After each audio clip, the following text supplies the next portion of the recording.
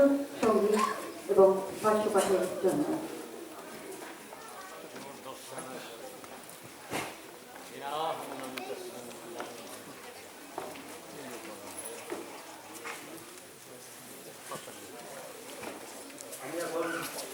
আওয়াজ জানাচ্ছি।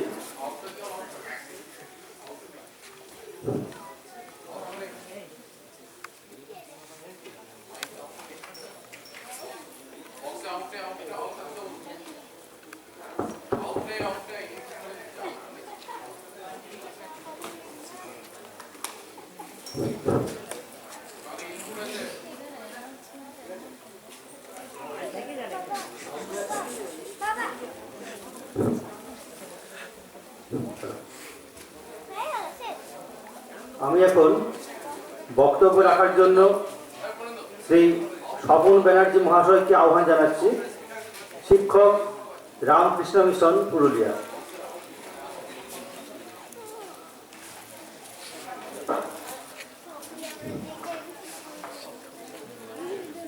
জননীং শারদাং দেবী রামকৃষ্ণং জগদ্গুরুং পাদপদ্মে প্রয়শ্রিত্বা প্রণমামি।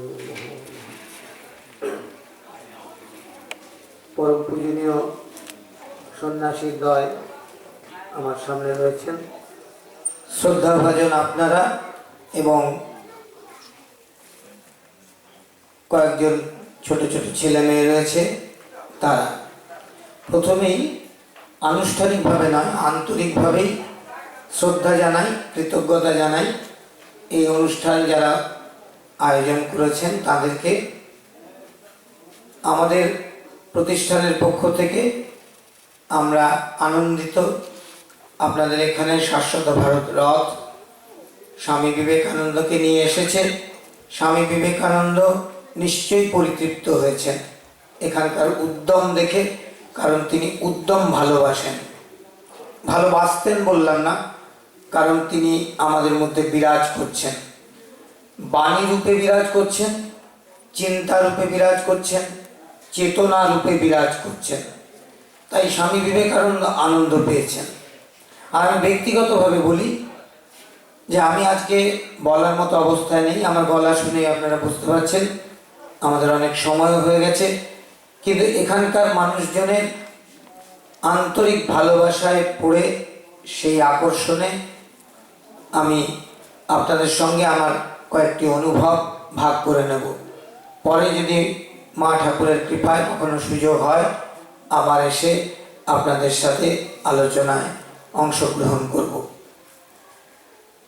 স্বামীজি যেটি বলছিলাম, আমার মনে হয় এখানে আমরা যারা রয়েছি তারা বিদগ্ধ মানুষ, তবুও আমার যে দুটি কথা মনে হচ্ছে এখানকার সমস্ত অনুষ্ঠানের প্রশংসা করে শ্রদ্ধা জানিয়ে আমার যে কটি কথা ভাগ করে নিতে ইচ্ছা করছে সেটি হচ্ছে যে আমরা স্বামীজির যদি একটি কথা মনে রাখি তাহলে আমাদের জীবন কৃতার্থ হয়। কথাটি এই, so long as the millions live in hunger and ignorance, I hold every man a traitor who, having been educated at their expense, pays not the least heed to them. আমি আবার বলছি, so long as the millions live in hunger and ignorance, I hold every man a traitor who, having been educated at their expense, pays not the least heed to them. আমি এই কথাটি এই জন্যই ভাগ করে নিতে চাইছি। স্বাধীনতার ৬৭ বছর পরে আমরা যখন অবশ্যই একটি উন্নত জাতি, আমরা অবশ্যই অগ্রগমনের পথে একটি বিশিষ্টতার ছাপ রাখতে পেরেছি, কিন্তু তবুও আজকের ভারতেও সেদিন বিবেকানন্দ যা দেখেছিলেন আজকের ভারতেও ক্ষুধা এবং অজ্ঞতার অন্ধকার আছে। আপনারা পুরুলিয়া জেলায় থাকেন, আমরা পুরুলিয়া জেলায় থাকি। এই পুরুলিয়া জেলাতে এমন মানুষও আছেন আজও তারা পুরুলিয়া কথাটা জানেন না। অযোধ্যা পাহাড় পর্যটন ক্ষেত্র অযোধ্যা। সেই অযোধ্যা পাহাড়ে ৭৬খানা গ্রাম আছে। সেই গ্রামগুলির মধ্যে প্রত্যন্ততম গ্রামের মানুষজন, যেখানে ১২ কিলোমিটার পায়ে হেঁটে যেতে হয়, সেখানকার মানুষজন আজও পুরুলিয়া কথাটা কি সেটা তারা ধারণাই করতে পারে না। এ লজ্জা সরকারের নয়, এ লজ্জা কোনো আধিকারিকের নয়। আমার ব্যক্তিগতভাবে সেদিন মনে হয়েছিল এ লজ্জা আমার, কারণ আমিও একজন তথাকথিত শিক্ষিত মানুষ, কিন্তু আমি তাদের কাছে পৌঁছতে পারিনি। আমি অর্থে এখানে কিন্তু ব্যক্তি আমি নয়, আমি অর্থে শিক্ষিত সমাজ, আমরা এখনো তাদের কাছে পৌঁছতে পারিনি। এ আমাদের লজ্জা। আর ক্ষুধার অন্ধকার যদি বলেন, আমি এমন ক্যাম্প অ্যাটেন্ড করেছি যেখানে নরেন্দ্রপুর রামকৃষ্ণ মিশন লোকশিক্ষা পরিষদ থেকে আয়োজন করা হয়েছিল। সেখানে খেতে দেওয়া হয়েছে কমিউনিটি লাঞ্চ। সেখানকার স্থানীয় অধিবাসীরা খেতে বসেছেন, কিশোর কিশোরীরা আছে। কিশোরদের পরনে একটি ছোট্ট ছেঁড়া প্যান্ট অথবা একটি ছোট্ট ছেঁড়া কাপড়, উপরে কিছুই নেই। আর কিশোরীরা কোনো ক্রমে তাদের লজ্জা নিবারণ করছে। এই অবস্থায় তারা খেতে বসেছে, ভাত ডাল একটা তরকারি আর একটু বোঁদে, এই মেনু। সেখানে স্বেচ্ছাসেবকদের সংখ্যা কম ছিল। ভাত দেওয়া হয়েছে, ডাল দিতে গিয়ে সেই স্বেচ্ছাসেবক দেখে যে তাদের পাতায় ভাত নেই। তার ধারণা হলো ভাত বোধহয় দেওয়া হয়নি। জিজ্ঞেস করছে, ভাত দেওয়া হয়েছে, তোদেরকে দেয়নি ভাত? ওরা পুরুলিয়ার ভাষায় বলছে, হ্যাঁ দিয়েছিল বাবু। বলছে তাহলে কি হলো? খাইয়ে নিলি, অর্থাৎ খেয়ে নিলাম। কি দিয়ে খেলি? খিদা দিয়ে খালি বাবু, খিদা দিয়ে খালি। Hunger is the best sauce, কথাটা আমরা সবাই পড়েছি। এত নিষ্ঠুরভাবে সেটা জীবন্ত হতে পারে, এই জায়গায় না গেলে আমরা বুঝতে পারি না। এই ক্ষুধা এবং অজ্ঞতার অন্ধকার অনেক কম হয়তো, কিন্তু আজও আমাদের মধ্যে আছে। আর এই অজ্ঞতা শুধু তথ্যগত অজ্ঞতা নয়, এই অজ্ঞতা আরো অনেক ক্ষেত্রে, মানব প্রেমের ক্ষেত্রে, নিঃস্বার্থপরতার ক্ষেত্রে এই অজ্ঞতা। আমরা যারা তাদের বিনিময়ে লেখাপড়া শিখেছি, আমরা যেন না ভাবি আমাদের পড়াশোনা কেবলমাত্র আমাদের মা বাবার খরচায় হয়েছে। আমাদের প্রত্যেকের পেছনে সরকারের অনেক খরচা হয়েছে। সরকার সেই টাকা পেয়েছেন সাধারণ মানুষের কাছ থেকে।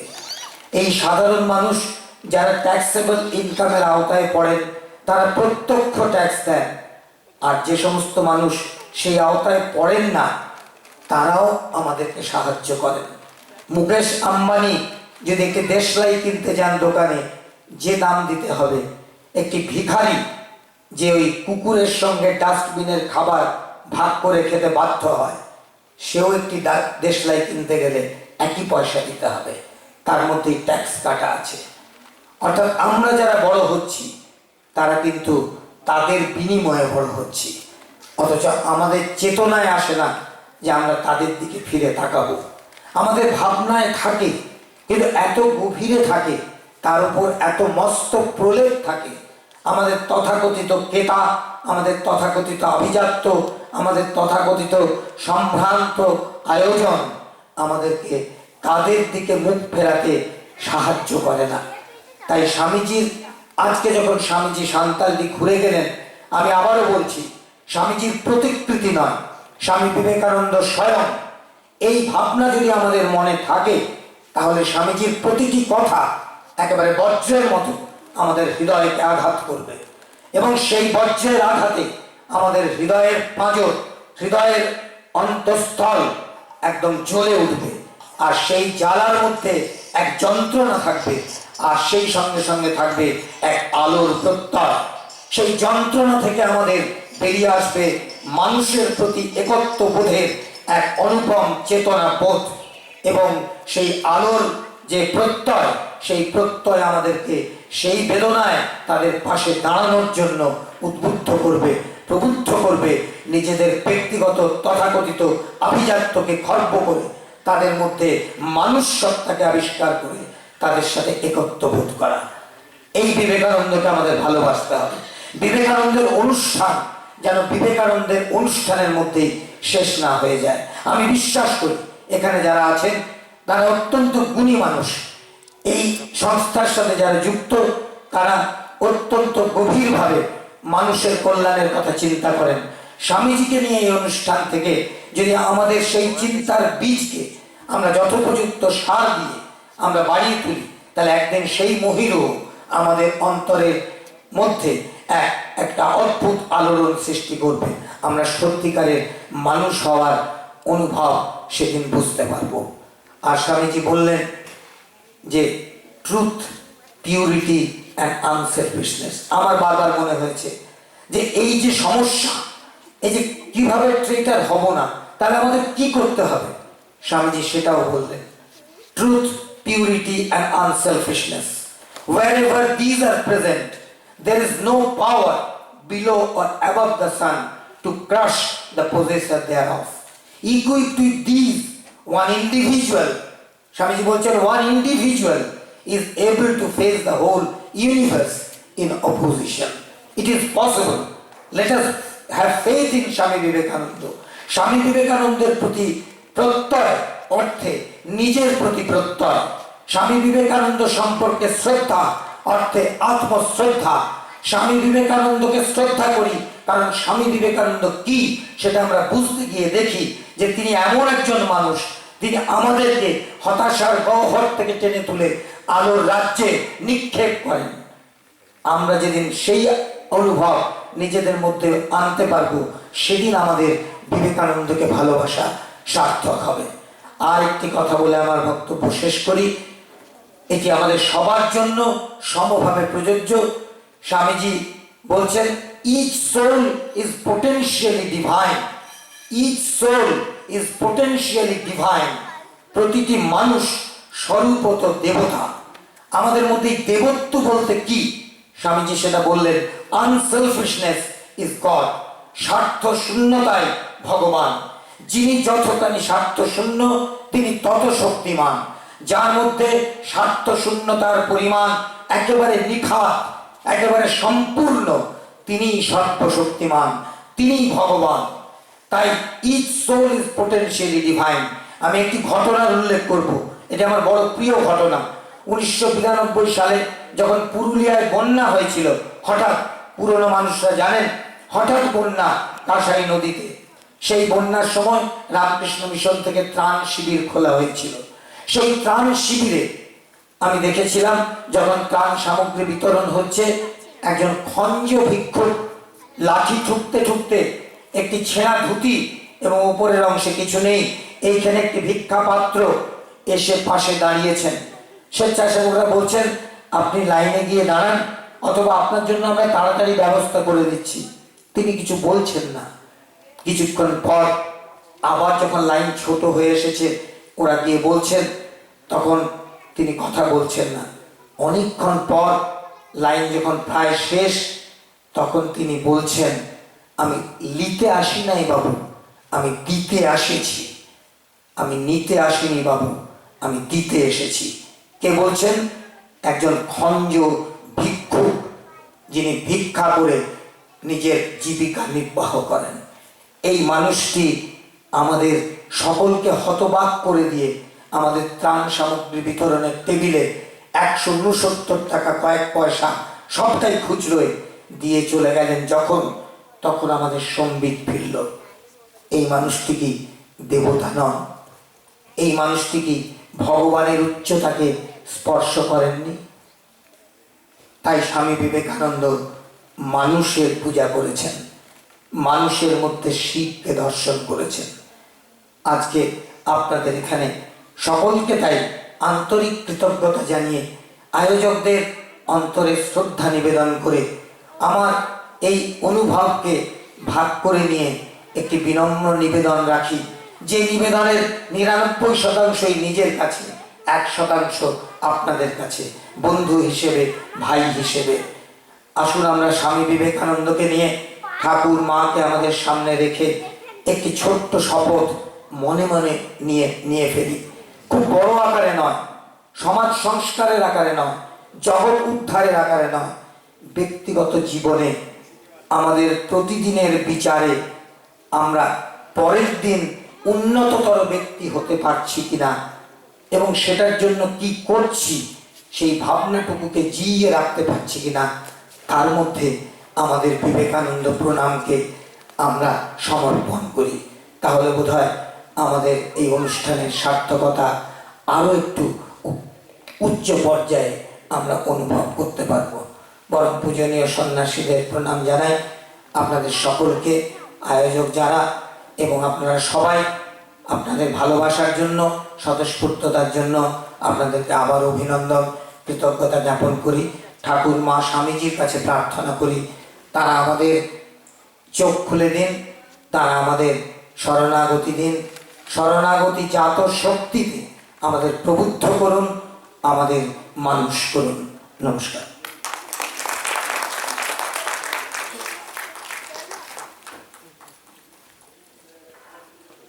শ্রীযুক্ত স্বপন ব্যানার্জি মহাশয়কে অফিসার্স ক্লাব এবং STPS কর্মী প্রমোদ সংস্থার পক্ষ থেকে জানাই আন্তরিক অভিনন্দন এবং শুভেচ্ছা তার এই মহামূল্যবান বক্তব্য পেশ করার জন্য। আমি এখন ছোট্ট বক্তব্য এবং ধন্যবাদ জ্ঞাপনের জন্য আহ্বান জানাচ্ছি অফিসার্স ক্লাবের সাধারণ সম্পাদক শ্রী অভিজিৎ মাসান্তকে।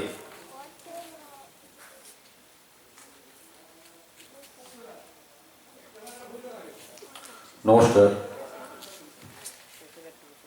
স্বামীজির মনশ্চক্ষুতে উদ্ভাসিত ভারতবর্ষের সনাতন সাংস্কৃতিক ঐতিহ্য এবং মহান আদর্শের পরম্পরার প্রতীকস্বরূপ এই শাশ্বত ভারত রথের বর্ণাঢ্য শোভাযাত্রা, যা স্বামীজিকে এবং তার ভাবধারাকে বর্তমান যুব সমাজ এবং জনমানসে পৌঁছে দেওয়ার জন্য শুরু হয়েছিল গত 6ই জানুয়ারি 2013 বেলুড় মঠ থেকে। তারই অবিচ্ছিন্নতা বজায় রেখে আমরা সান্তাল্লি উপনগরীর বাসিন্দারা আজকের দিনে সুযোগ পেয়েছি সেই পূর্ণ আত্মার বাহক, সেই পূর্ণ রথ দর্শনের, এবং আমরা সুযোগ পেয়েছি রামকৃষ্ণ মঠ ও মিশন থেকে আগত মহারাজদের মুখ থেকে অত্যন্ত গুরুত্বপূর্ণ তথ্য সম্বলিত এবং বর্তমান সমাজের সঙ্গে যুগোপযোগী স্বামীজি কেন্দ্রিক বচন আত্মস্থ করার। সর্বোপরি রামকৃষ্ণ সারদা পাঠচক্র রঘুনাথপুরের গীতি আলেখ্য শ্রবণ করারও সুযোগ আমরা পেয়েছি।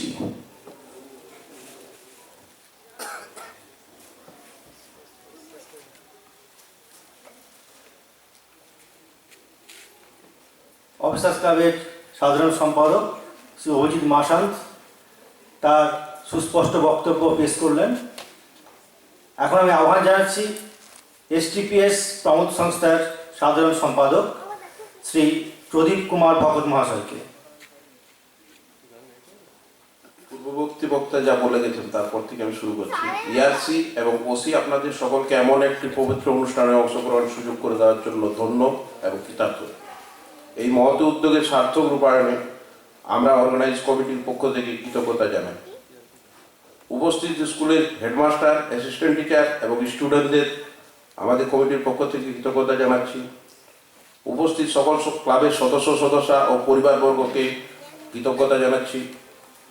উপস্থিত স্থানীয় প্রশাসন এবং আমাদের যারা সহযোগিতা করেছেন তাদেরকে ক্লাবের পক্ষ থেকে, দুটি ক্লাবের পক্ষ থেকে কৃতজ্ঞতা জানাচ্ছি।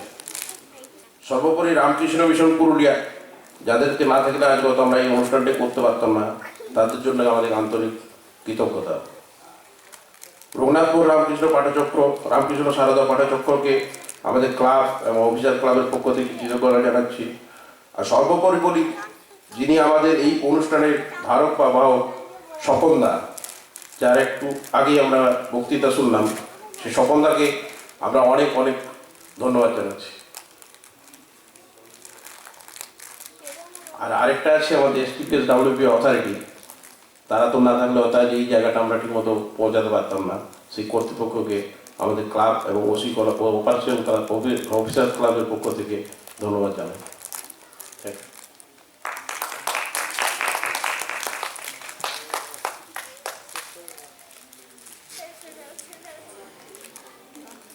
কর্মী প্রমাণ সংস্থার সাধারণ সম্পাদক প্রদীপ কুমার ভগত তার বক্তব্য পেশ করলেন। এখন আমরা অনুষ্ঠানের অন্তিম পর্যায়ে এসে পৌঁছে গেছি। এখন সমাপ্তি সঙ্গীত পরিবেশনের জন্য আমি এসটিপিএস প্রমাণ সংস্থার শিল্পীবৃন্দকে মঞ্চে আহ্বান জানাচ্ছি।